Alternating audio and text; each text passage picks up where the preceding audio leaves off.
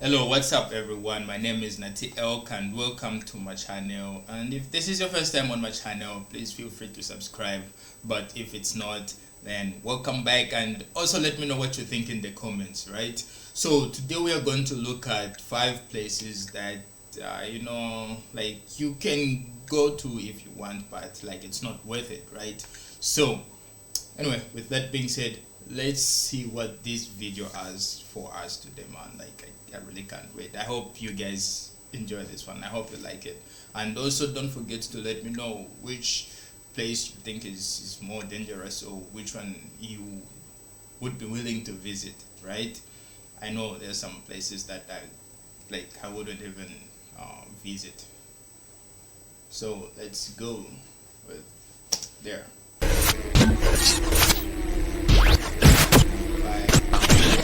The world is full of beauty and mystery, and with modern-day transport, it's easy enough to journey to anywhere you want to experience the local culture and sights. There are, though, a number of places where visitors are not welcome, whether it be for their own safety or the safety of others. In this video, we'll feature 5 forbidden places on Earth that we dare you to visit, if you're brave enough.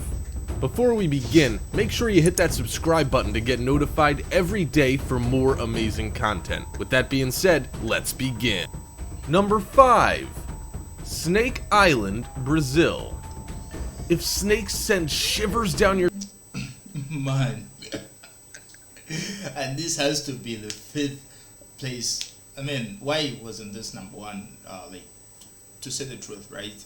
I'm not a fan of snakes. Like, you can't pay me enough to put me on that island. I don't care whether I have protective gear or like I just can't I can't stand snakes, man. Anything with scales, like crocodile, those things, like I just can't, man. Snake Island. Let's see. Your spine, then this is the last place on Earth you'll want to visit.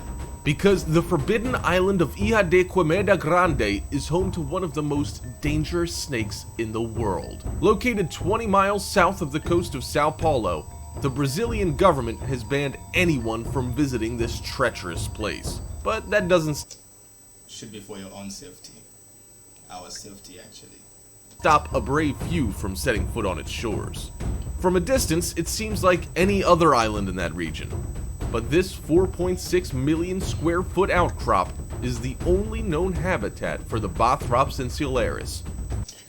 Just look at this thing, man. Just look at this. Snakes, man. If you haven't seen snakes on a plane, is it snakes on a plane or something? Like, you wouldn't really understand how dangerous snakes are. Or if you've never, seen a snake up close, or see someone who was bitten by a snake, or someone if someone got bitten by a snake, you wouldn't really understand how dangerous snakes are if you just see them in movies or something. But man, they look like, it looks like a dragon, but snakes are. Foot outcrop is the only known habitat for the Bothrops insularis, also known as the golden lancehead viper.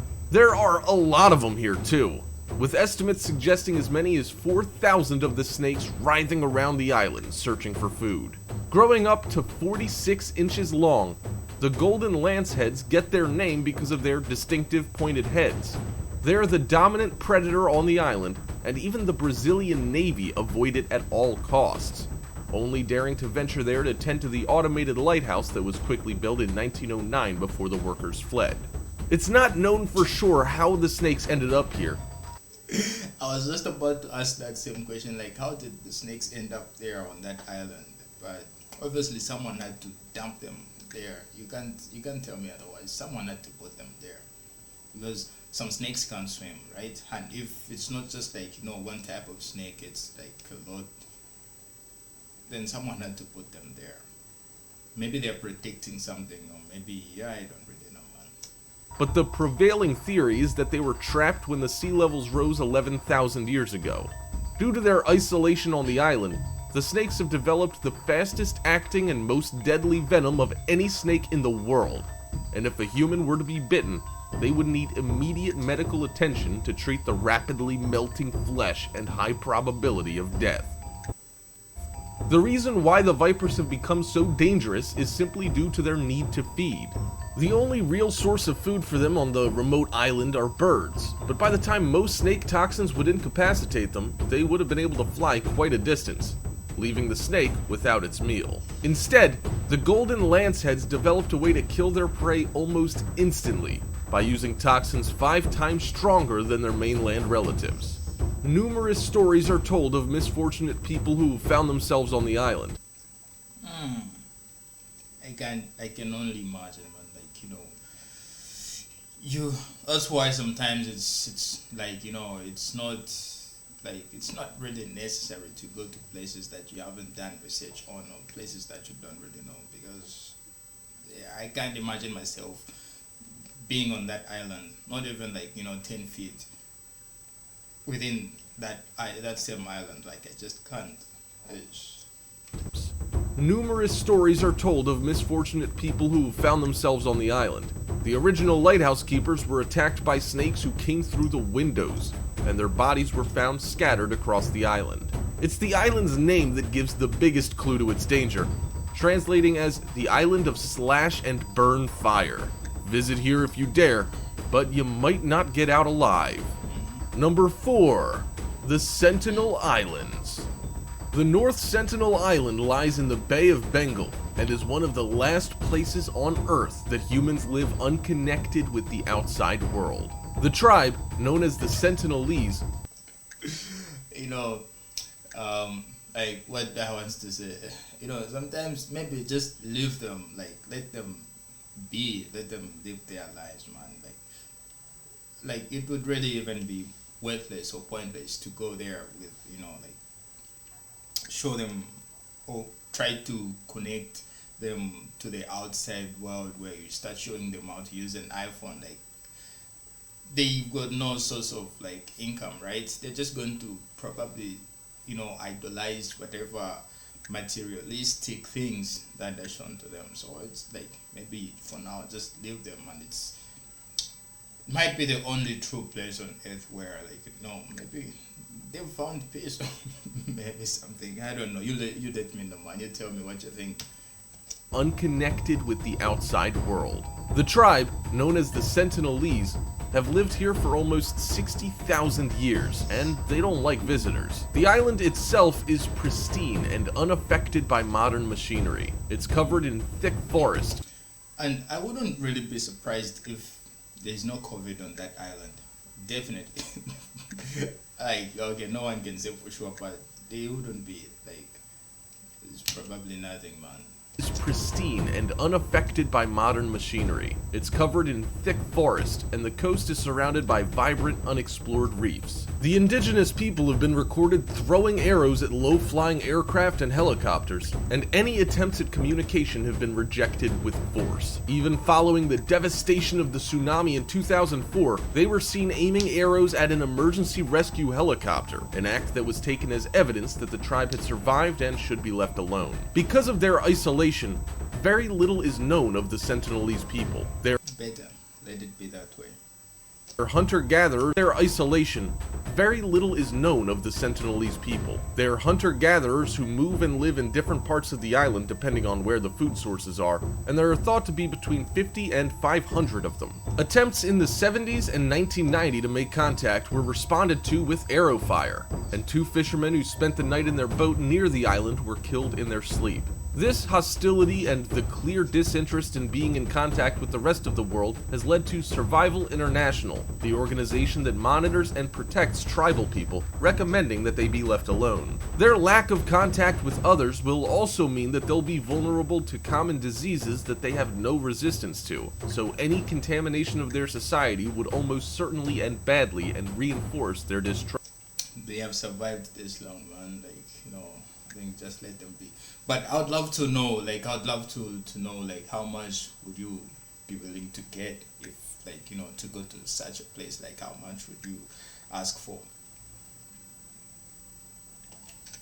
Any contamination of their society would almost certainly end badly and reinforce their distrust. Out of respect, The Indian government has ruled it illegal to get within 5 kilometers of North Sentinel. The most we'll ever learn about this unique society will be from aerial photography and anthropological study from afar. Perhaps one day they'll want to venture beyond their shores, but with rumors of cannibalism and extreme tribal rituals, it's unlikely there'll be too many volunteers wanting to get to know them. Number 3. Chernobyl. If you're a daring adventurer and looking for somewhere truly unusual to visit, then the town of Chernobyl in northern Ukraine should be on your list. It used to be a bustling town with more than 16,000 inhabitants, but events that took place in 1986 meant that the entire region was quickly evacuated. On the 26th of April that year, the nearby nuclear power plant was conducting a systems test on its 4th reactor, but something went terribly wrong.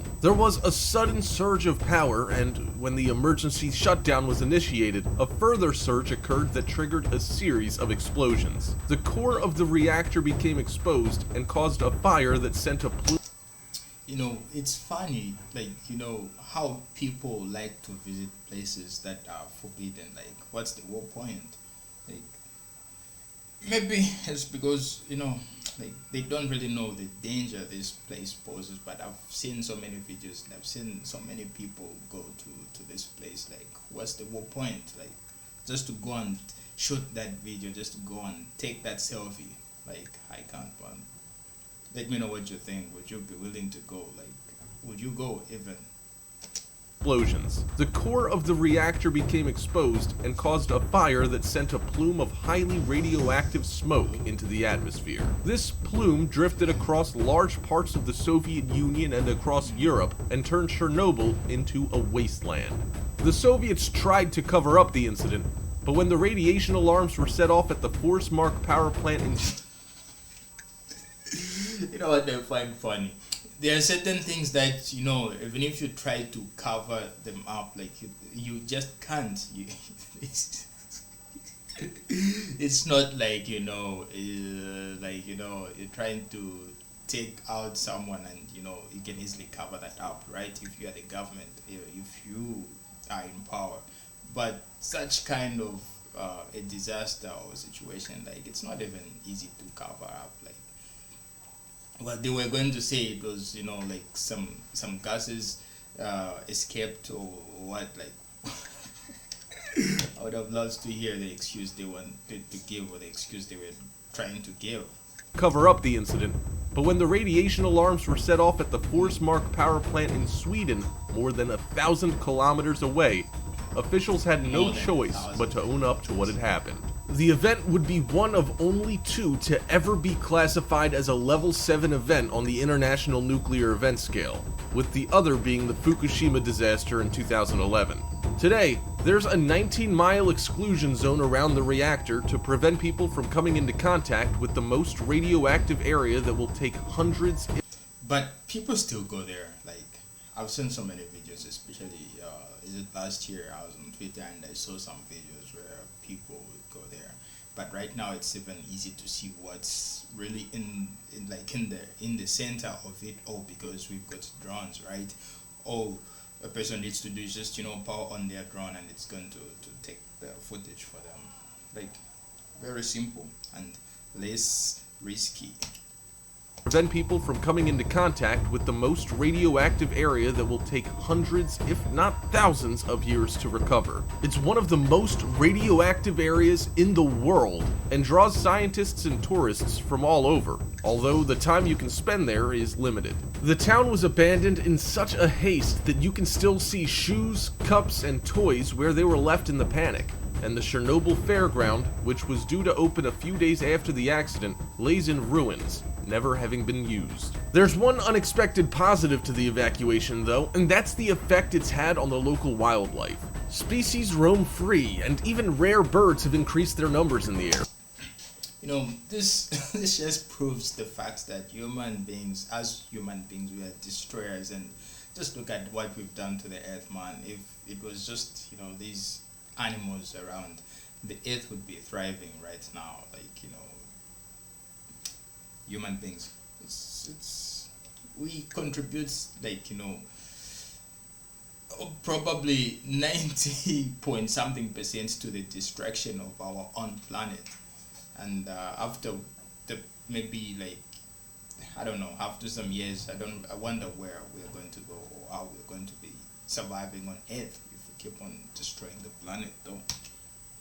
Wildlife. Species roam free, and even rare birds have increased their numbers in the area. Tests are regularly carried out to see if the local fauna is being affected by the You know, just come to think of it, I think, you know, like most animals that are just almost extinct, maybe they can just get them and put them in that place, because no one would really go and land them there, right? Maybe they can just be put in that place. I don't really know what you think, so let me know what you think, guys. But otherwise, let's go, let's see what other places are there. The area. Tests are regularly carried out to see if the local fauna is being affected by the radiation, and while levels are present, it's not affecting animal populations. In fact, they're thriving, which just goes to prove a pretty stark reality. The presence of humans has a far more detrimental effect on animal habitats. I said it, I knew it. Us human beings. Reality. The presence of humans has a far more detrimental effect on animal habitats than even a nuclear disaster does. Number 2. Heard Island. Heard Island is part of a remote subantarctic chain of volcanic islands in the southern Indian Ocean. It's approximately at the midpoint between Australia and South Africa, at only 1,600 miles from the continent of Antarctica. Its complete isolation means that this is one of the last places on Earth untarnished by human activity or the introduction of alien species. It's covered with snow and glaciers, with a 2,745-meter tall volcano called Big Ben rising at its center. As it's remained undisturbed for centuries, the island is a great place to see natural forces at work. With constant glacier flows, an active volcano, and a wealth of animal species who seek refuge from the deep, cold ocean that surrounds it.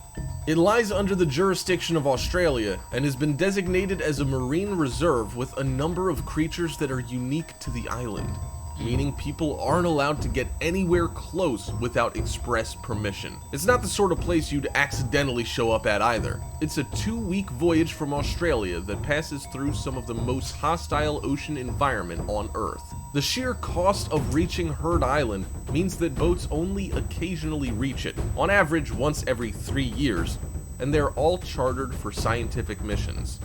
Sadly, the island is more susceptible to global climate changes than many other places, and the impact in recent years has been clear.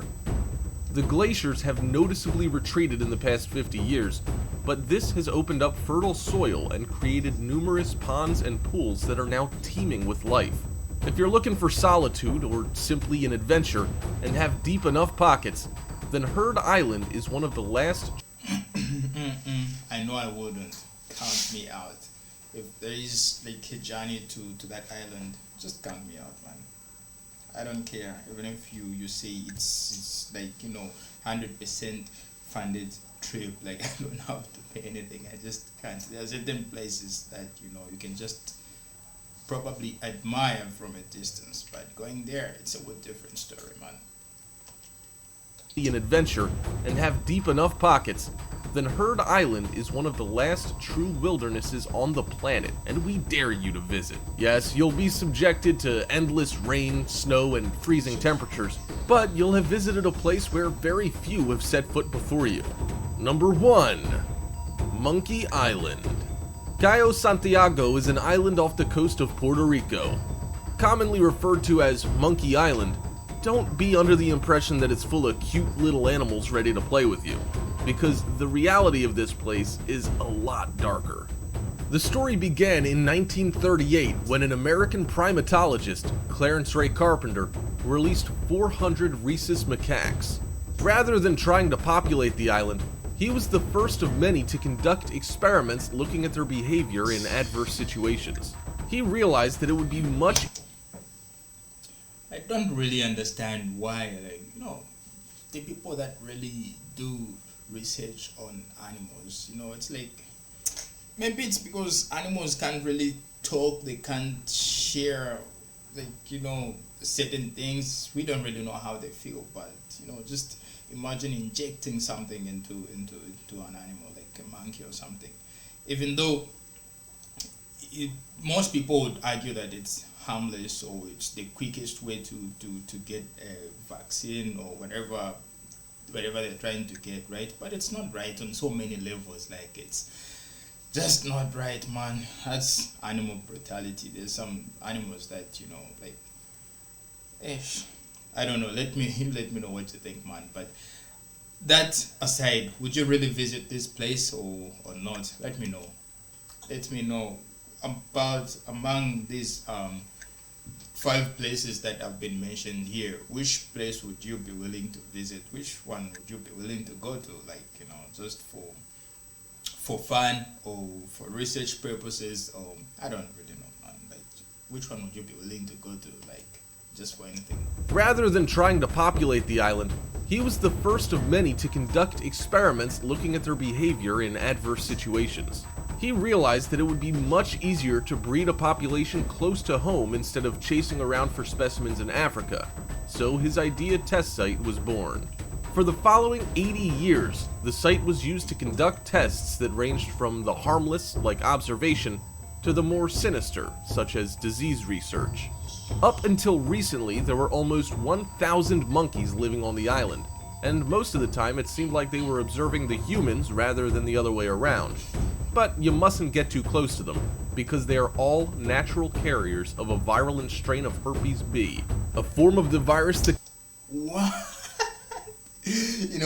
I almost said this is the only place that is, like, harmless. Like, anyone can go there and maybe just observe the monkeys, or I don't really know. Maybe, even though not to observe, but just to walk through them and nothing is going to happen. But after I hit that, nah. All natural carriers of a virulent strain of herpes B, a form of the virus that can be deadly to humans. It's such a risk that the first thing any visitor to the island is told is not to let the monkeys pee. Wait, people still go there? Yeah, Herpes B, a form of the virus that can be deadly to humans. It's such a risk that the first thing any visitor to the island is told is not to let the monkeys pee on you. Put that to the side though, and what you'll find is a beautiful island full of nature's most inquisitive animals. As things stand, the site is technically public property, so anyone can visit, but moves are being made to change the rules so only scientists aligned with the facility are allowed to set foot on the island. Sadly, Hurricane Maria that tore through the Caribbean in late 2017 made landfall at Cayo Santiago and devastated the island. With few places to hide, it was feared that a lot of the monkeys would have lost their lives in the storm. Luckily, the numbers still seem to be thriving though, so if you're daring enough to visit a place where humans have to eat food whilst sat inside a cage as monkeys look on, you'll find plenty to see. Super exciting news! Hallelujah. Okay, yeah, so this is where this video ends for today. Let me know which of these places you think is okay to visit but like, which one do you think is okay to go to? Otherwise, for me, none of the above. I wouldn't really go to any of them, man. Hey, I don't really know. But salute, you know what to do. Subscribe, comment, like, and share, and I'll see you in my next video.